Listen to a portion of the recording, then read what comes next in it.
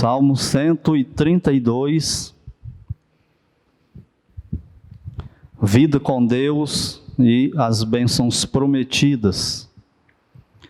Salmo 132 diz assim: Lembra-te, Senhor, a favor de Davi, de todas as suas provações, de como jurou ao Senhor e fez votos ao poderoso de Jacó.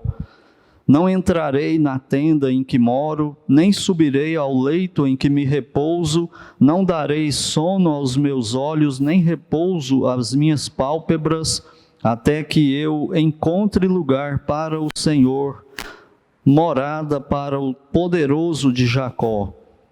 Ouvimos dizer que a arca se achava em Efrata, e a encontramos no campo de Jaar.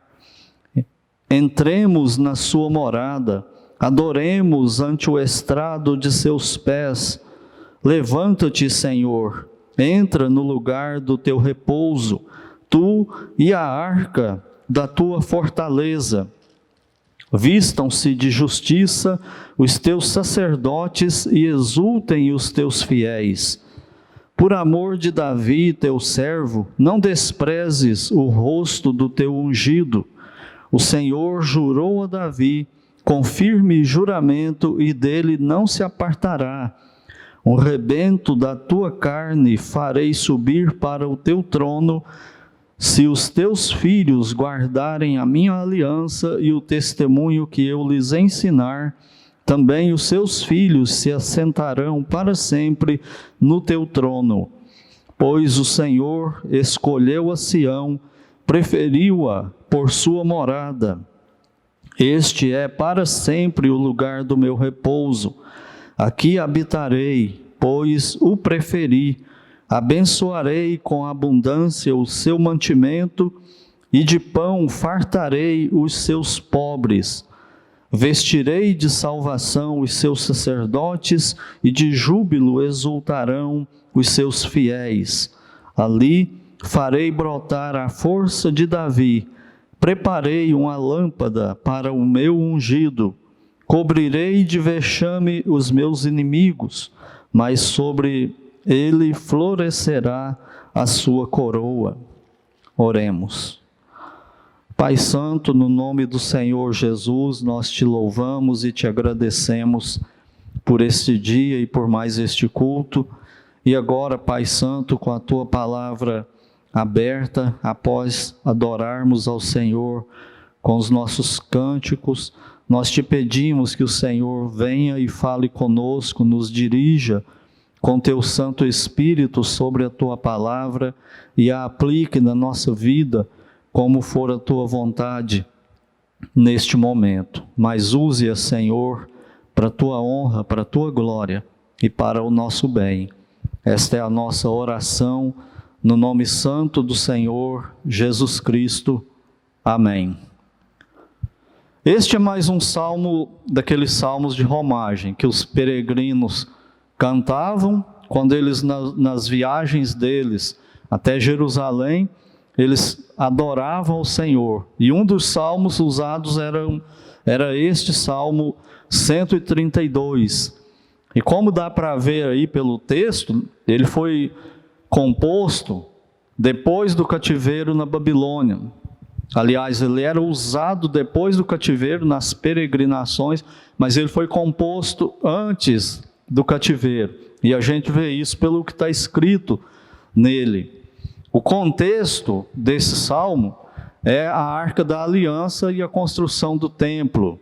Deus entrou em aliança com Israel e prometeu para Israel que habitaria entre eles de forma simbólica na Arca da Aliança. E eles conduziam essa arca nas viagens deles pelo deserto e montavam ela exatamente no Santo dos Santos, no tabernáculo. E Davi, quando ele foi entronizado, depois que Deus entrou em aliança com Davi, e ele foi entronizado, essa arca perambulou também. Ele tentou trazê-la para Jerusalém, mas aí houve o episódio da morte de Uzá, ele desistiu, ela ficou na casa de um homem, e lá esse homem foi abençoado, e isso foi incomodando Davi. Se esse era o símbolo da presença da glória do Senhor com Israel, por que ficava como que jogado por aí?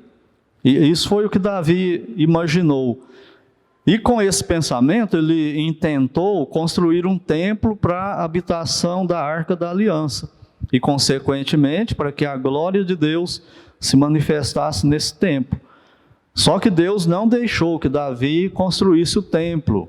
E deu essa bênção para o filho dele, para Salomão, e falou isso para Davi. E Davi preparou tudo para deixar pronto para Salomão construir o templo, né? Deixou a planta, deixou ouro, prata, madeira, enfim, deixou quase tudo pronto para Salomão construir, e Salomão construiu o templo. E a arca, então, agora ficaria num lugar fixo, num templo de alvenaria, e não mais num templo feito de tendas e que era móvel, mas num templo fixo. E esse salmo, ele foi composto exatamente para esse momento, da inauguração do templo e a consagração do templo e aquela cerimônia para colocar a Arca da Aliança lá no Santo dos Santos. Então esse salmo foi composto nesse momento aí, e não sabemos quem foi que compôs. E os peregrinos, quando eles faziam aquelas viagens deles, naquelas 3 festas que a lei determinava, que os homens tinham que ir até Jerusalém durante o ano para participar daquelas festas lá, eles paravam e cantavam esse salmo aqui também, no conjunto de salmos aí que nós já temos visto aqui. E esse salmo, ele servia como os demais para ensinar, para motivar, para aumentar a convicção, para fortalecer a fé dos peregrinos, para que eles tivessem mais ânimo para prosseguir na viagem e na sua fé, no relacionamento, na comunhão com Deus. E deve acontecer a mesma coisa conosco hoje, quando nós lemos esse salmo. Então vamos ver aqui pelo menos 4 lições motivadoras nesse salmo. Primeira, dar a Deus o lugar devido. Nós vemos isso aí nos versículos de 1 até o versículo 5. E o que chama a atenção aqui é que o autor, quando ele ora para a consagração do templo e para levar a arca até o Santo dos Santos, ele lembra da piedade de Davi nesses primeiros versículos. Ele está orando e ele fala para Deus: lembra-te, Senhor. E esclarecendo aqui, eu penso que vocês já sabem disso, esse lembra-te, Senhor, funciona mais para nós do que para Deus, né? Obviamente. Deus não se esquece de nada, Deus não sofre de amnésia, Deus não tem lapsos de memória também. Então, quando fala assim, lembra-te, Senhor, é a gente evocando uma bênção que Deus prometeu. Então, é isso que significa, lembra-te, Senhor. A gente está usando uma coisa que Ele falou, não que Ele esqueceu, né? Um meio de orar usando as coisas de Deus, as promessas dEle. E Ele continua, lembra-te, Senhor, a favor de Davi, de todas as suas provações, de como jurou ao Senhor e fez votos ao Todo-Poderoso. O que ele está lembrando aqui é da aliança de Deus com Davi, e tudo que envolvia aquela aliança, aquela permissão que Deus deu para Davi passar para Salomão a construção do templo, né, substituindo o tabernáculo. Essa oração aqui, o sentido dela é para que Deus aceite o templo no lugar do tabernáculo, para que Ele confirme, né, aquela construção. Versículo 3, não entrarei na tenda em que moro. Veja aí, o quanto o desejo de Davi dar a Deus o devido lugar era sério para ele. Olha o que ele expressa. Lembrando que não é Davi que está escrevendo, né? É outro autor lembrando da história de Davi. Não entrarei na tenda em que moro, nem subirei ao leito em que me repouso. Não darei sono aos meus olhos, nem repouso às minhas pálpebras, até que eu encontre lugar para o Senhor, morada para o poderoso de Jacó.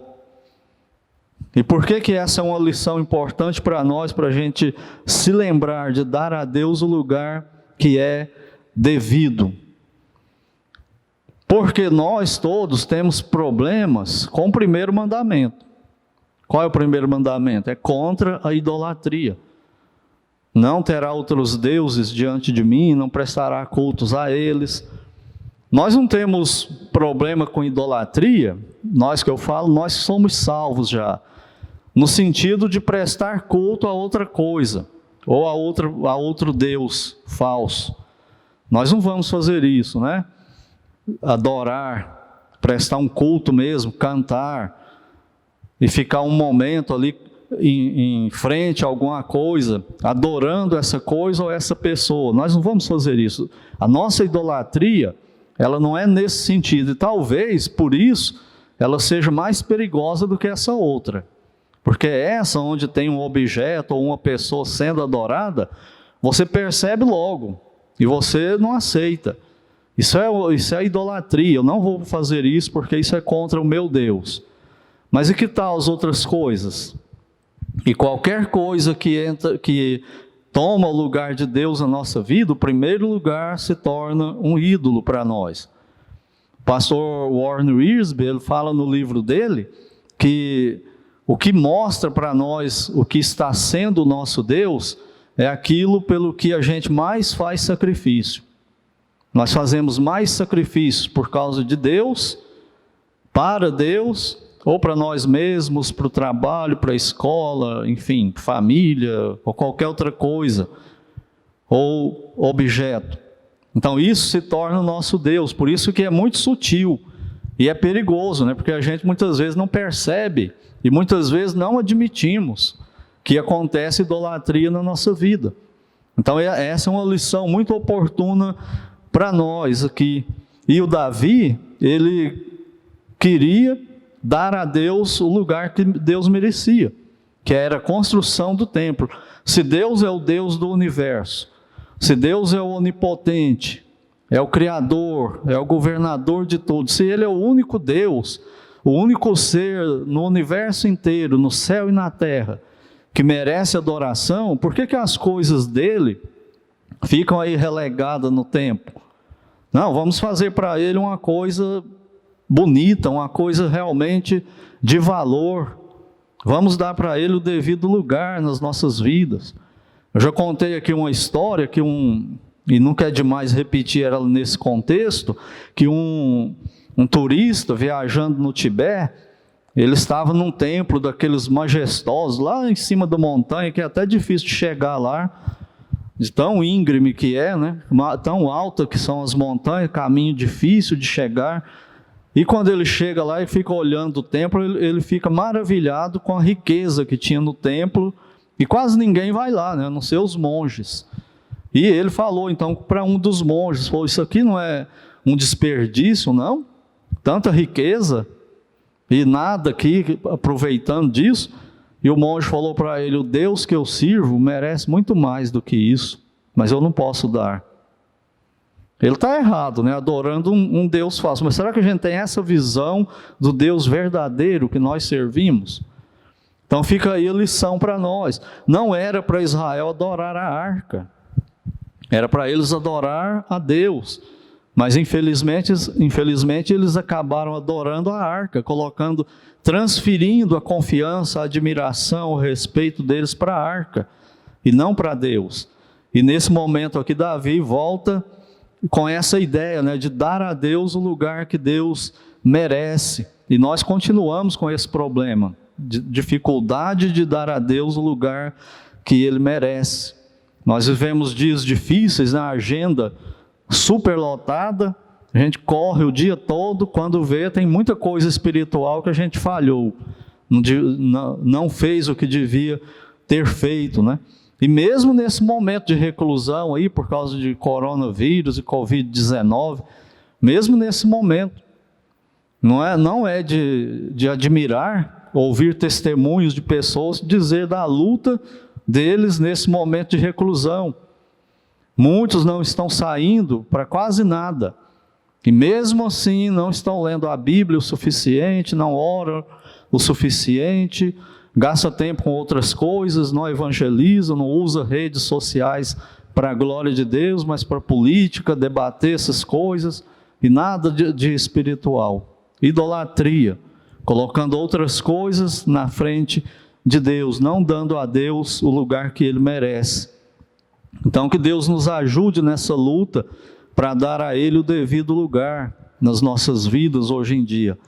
A segunda lição que tem nesse salmo é prestar uma adoração jubilosa, os versículos 6 até o versículo 9. Ele diz assim: ouvimos dizer que a arca se achava em Efrata e a encontramos no campo de Jaar. Entremos na sua morada, adoremos ante o estrado de seus pés.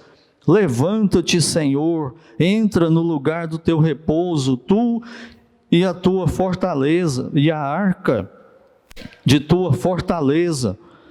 Vistam-se de justiça os teus sacerdotes, exultem os teus fiéis. Essa é outra dificuldade que nós temos, além de dar a Deus o lugar que Ele é devido, dar a Ele a adoração que Ele merece. É interessante, né, essa questão interessante no sentido de alerta para nós, porque nós não vemos Deus, nós precisamos adorar a Deus pela fé, sem ver nada, sem sentir nada muitas vezes, e isso é difícil para nós. Na hora do culto coletivo, como esse que nós estamos tendo aqui, quem que a gente vê? Uns aos outros, né? Se bem que agora só metade do rosto, né? Por causa das máscaras. Mas a gente nos vê, a gente se vê. Mas Deus a gente não vê. Por isso é muito fácil nós passarmos a cantar uns para os outros. A música na adoração, ela é muito fácil de se tornar horizontal. O homem cantando para o homem. E aí nós nos preocupamos uns com os outros e nós queremos animar, motivar, exortar, e nós fazemos isso na música. E Deus foi esquecido. Não fala nada para Deus mais, é só para o homem. Então eu te abençoo, eu te abraço, eu gosto de você, eu te amo, é muito bom te ver. E isso devia ser falado para Deus, na adoração. E isso é por causa desse detalhe aí, nós não vemos Deus. Temos que adorá-lo em espírito e em verdade. E quando a gente está cantando essa música para Deus, a gente não vê nada. Para quem que a gente está cantando? Para Deus, mas a gente não vê nada. E é mais fácil então cantar para as pessoas para as quais a gente está vendo e sabe que elas estão aqui porque a gente vê. E é difícil esse exercício da fé de nos convencer que Deus está presente aqui, mesmo que a gente não o veja. Então que nós não caiamos nisso, né? Que a nossa adoração continue sendo uma adoração jubilosa por causa de Deus, de quem Ele é.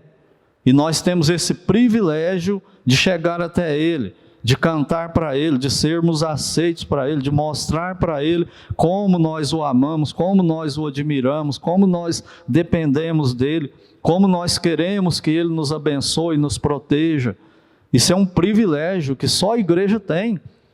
E é uma minoria incrível se comparada com as demais pessoas do mundo, né? E aqui, lá em Israel, eles tinham apenas a presença externa de Deus na arca. E eles nem viam a arca também, ela ficava no Santo dos Santos. Mas tinha aquela coluna de fogo, de fumaça que descia lá, a Shekinah de Deus estava lá, a glória de Deus estava lá. E isso era o suficiente para eles adorarem a Deus com júbilo. de tal forma que as nações que viam a adoração deles ficavam admiradas daquela adoração. E nós hoje, muito mais do que eles. Eles tinham esse relacionamento com Deus, mas Deus era externo. No nosso caso, a igreja, eu e você que já fomos salvos, nós temos Deus habitando em nós, na pessoa do Deus Espírito Santo. Nós somos o templo, não é mais um templo de alvenaria. Somos nós que somos esse templo, e nós deveríamos adorar a Deus com alegria superior a que Israel tinha. Tudo que Israel tinha eram sombras, eram símbolos. Nós temos a realidade, nós temos a consumação de tudo aquilo que eles só imaginavam. Nós temos de fato isso, e isso deveria nos motivar a essa adoração. Que Deus nos ajude nisso também. E quando os peregrinos cantavam, eles se lembravam desses fatos, e a fé deles aumentava, e eles prosseguiam na jornada deles com fé em Deus, sem vacilar. O terceiro ensino para nós é nos apegar e confiar nas promessas de Deus. Os versículos 10 até o 12, que diz assim: por amor de Davi, teu servo, não desprezes o rosto do teu ungido. Aqui o salmo se torna messiânico, né? Falando do Senhor Jesus Cristo também. O Senhor jurou a Davi com firme juramento. Então olha aí que Davi é usado para prefigurar o Senhor Jesus Cristo, né? O Senhor jurou a Davi com firme juramento, e dele não se apartará. Um rebento da casa, um rebento da tua carne, farei subir para o teu trono. Se os teus filhos guardarem a minha aliança e o testemunho que eu lhes ensinar, também os seus filhos se assentarão para sempre no teu trono. Então ele está falando aqui de duas pessoas, o rei Davi mesmo, e a descendência de Davi, e falando do Messias também. Esse privilégio e essa bênção de ter filhos, herdeiros de Davi no trono eternamente, está falando de Cristo e nós, hoje a igreja, com Ele. E isso é através dessas promessas que Deus fez para Abraão e para Davi. E Ele vai cumprir tudo isso com Israel, literalmente, 100% durante o milênio do Senhor Jesus aqui na terra. Então a nossa comunhão e oração deve ser com base nas promessas de Deus. E Deus gosta quando nós falamos delas para Ele. É aquilo que eu falei do lembra-te, Senhor. E aí a gente cita alguma coisa que Ele falou ou fez. E Ele gosta disso, que nós, os adoradores, os filhos e filhas dEle, falemos isso para Ele. Ele tem prazer nisso quando a gente ora dessa forma.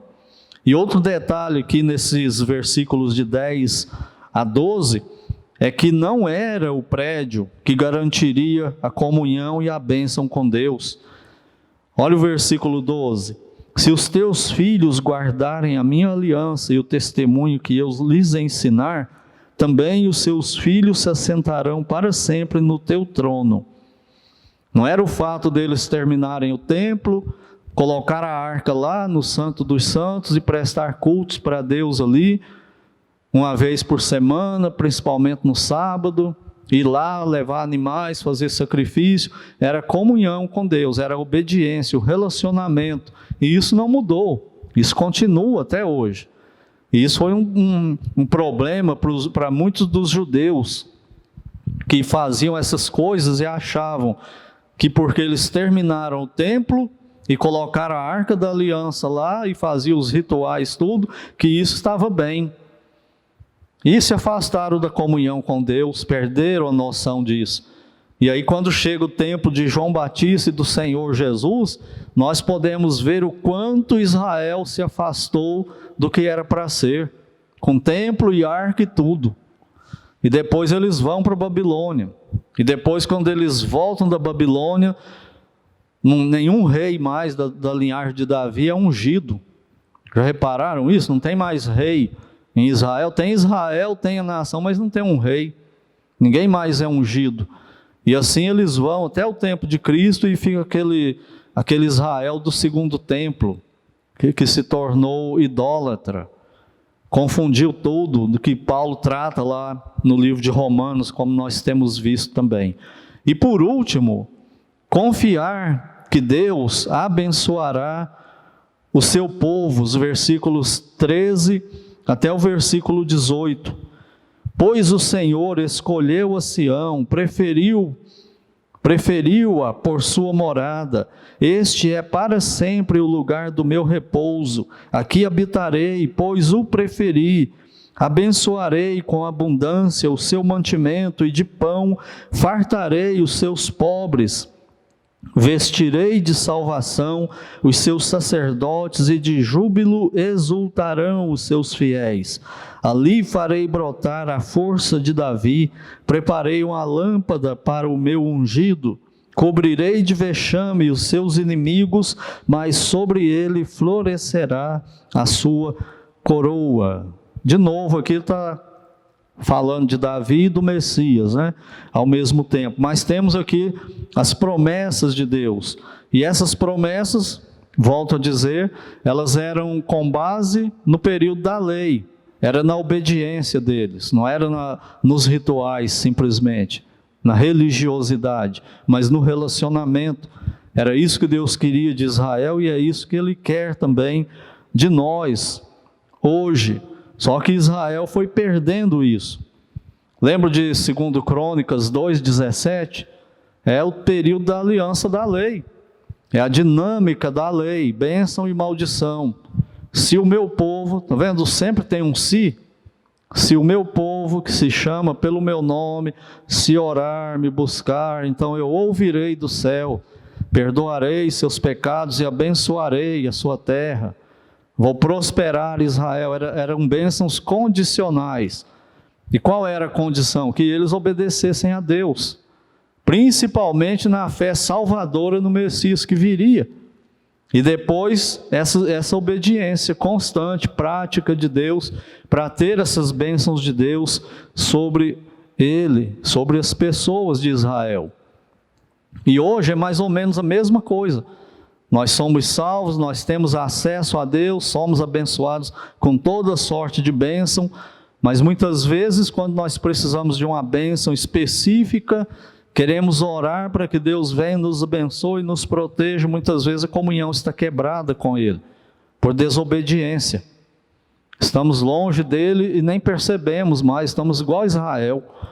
Pensamos que por causa de rituais, de algumas coisas que a gente faz e de outras que a gente fala, que isso resolve o problema com Deus.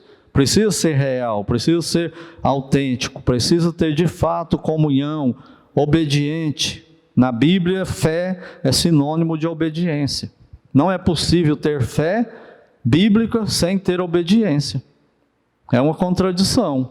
A fé é sinônimo de obediência. E nós precisamos confiar que Deus abençoará seu povo. Nós precisamos disso hoje mais que nunca, não é? Na nossa história. Talvez irmãos antes de nós tiveram seus momentos também que precisaram, e nós precisamos agora. Tudo que nós estamos vivendo aí, não sabemos quem está com a verdade, não sabemos o que é real, o que não é, não sabemos que nível de perigo que a gente enfrenta todo dia, mas nós precisamos saber que nós temos bênçãos em Deus e que Ele abençoará seu povo. Ele não mudou, Ele continua o mesmo Deus. E a igreja é o povo dEle. E seja o que for que aconteça, Ele é fiel. E Ele continua do mesmo jeito abençoando a igreja. Concluindo então e encerrando, ao cantar e ouvir tudo isso, aqueles peregrinos revigoravam a fé deles. Era como que eles dissessem, isso é verdade mesmo, eu vou sair daqui, vou continuar. Ficava com aquela saudade maior ainda de Jerusalém, do templo, do culto lá, e aquela festa espiritual, e depois voltar e perseverar e continuar, para ir de novo no ano que vem. Ia ter dinheiro para viajar? Ia ter saúde para viajar? O que ia acontecer na viagem com tantos perigos de doença, de cólera, malária e outras doenças pertinentes lá da região? E perigos de bandidos também, ladrões de caravanas. Eles morreriam na viagem? Eles não sabiam de nada disso na caminhada deles. Nós também não sabemos. O que vai acontecer conosco amanhã? Nós não temos a menor ideia, mas uma coisa nós sabemos, como eles, Deus, Jeová, continua sendo o mesmo. E Ele tem um plano para o seu povo, e nada que aconteça aqui no mundo vai mudar esse plano dele para o seu povo. E esse plano inclui nós individualmente. Não é só coletivo, é individual. Para Ele ter o plano coletivo, passa pelo individual. E aí vinha essa confiança para eles, aumentava a convicção deles, aumentava a alegria deles por serem povo de Deus, por serem salvos.